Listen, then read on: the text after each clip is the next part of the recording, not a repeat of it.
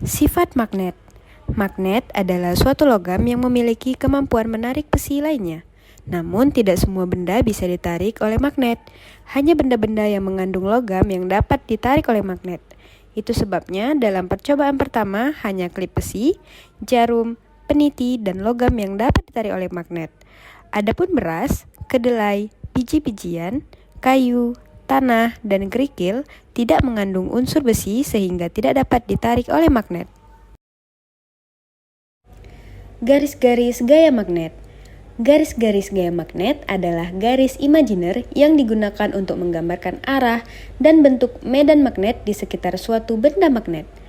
Garis-garis ini menunjukkan arah gaya yang akan dialami oleh kutub magnet kecil yang diletakkan di dalam medan magnet tersebut.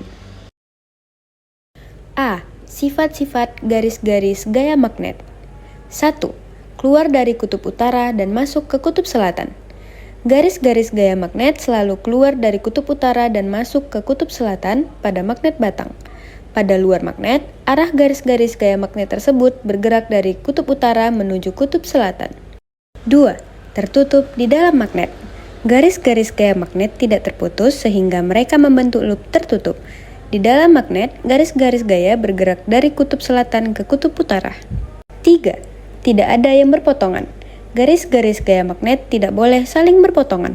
Hal ini karena pada titik perpotongan akan ada dua arah gaya yang berbeda, yang tidak mungkin terjadi dalam medan magnet.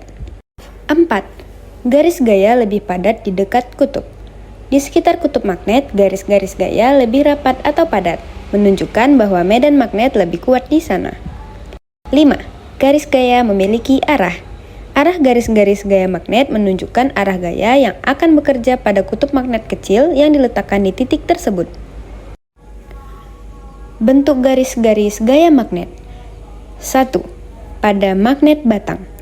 Garis-garis gaya magnet terlihat seperti lengkungan yang keluar dari kutub utara dan masuk ke kutub selatan membentuk pola melengkung.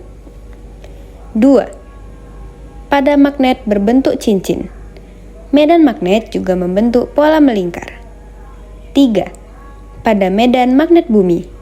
Garis-garis gaya membentuk pola yang hampir menyerupai garis-garis medan magnet yang dihasilkan oleh sebuah magnet batang besar, di mana garis-garis gaya keluar dari kutub utara bumi dan masuk ke kutub selatan bumi.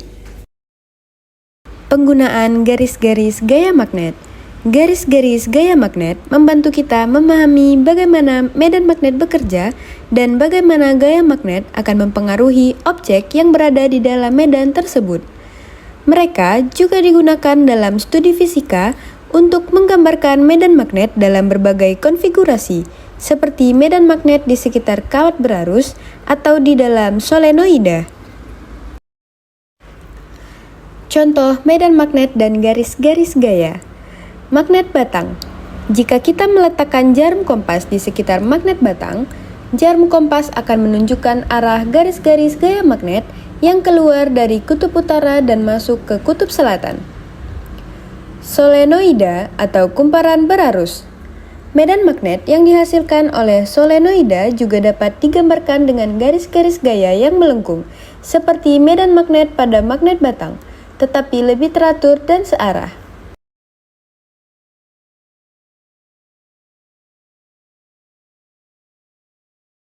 Kekuatan magnet. Dari percobaan kedua, kalian dapat melihat bahwa magnet yang ada di bagian ujung menarik lebih banyak serbuk pasir atau besi dibandingkan yang ada di bagian tengah magnet. Hal ini menunjukkan bahwa kekuatan magnet yang paling besar terdapat di bagian ujungnya. Topik B. Bagaimana cara mendapatkan energi listrik? Energi listrik merupakan energi yang berasal dari pergerakan benda yang sangat kecil yang disebut elektron. Elektron bisa berpindah dari satu tempat ke tempat yang lain dan menciptakan arus listrik.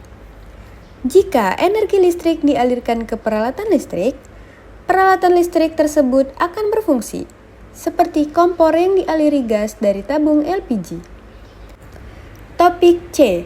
Teknologi untuk kehidupan. Teknologi adalah penerapan dari ilmu pengetahuan yang membantu kita menyelesaikan permasalahan dalam kehidupan sehari-hari. Contohnya, ketika malam tiba, keadaan di sekitar kita menjadi gelap. Oleh karena itu, para ilmuwan menciptakan teknologi lampu sehingga pada saat malam hari menjadi terang. Ternyata, magnet, listrik, dan teknologi ada di sekitar kita setiap hari loh.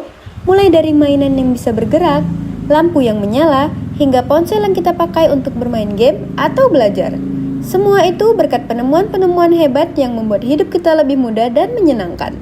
Siapa tahu suatu hari nanti kamu bisa jadi penemu hebat dan menciptakan teknologi baru yang membantu banyak orang. Jadi, ayo terus belajar, bereksperimen, dan jangan takut untuk bertanya. Terima kasih sudah menonton. Semoga kamu semakin semangat belajar dan menjelajahi dunia sains. Sampai jumpa di penemuan selanjutnya. Jadi, bagaimana perasaan dan pembelajaran yang kalian sukai hari ini? Silahkan komen di bawah ya.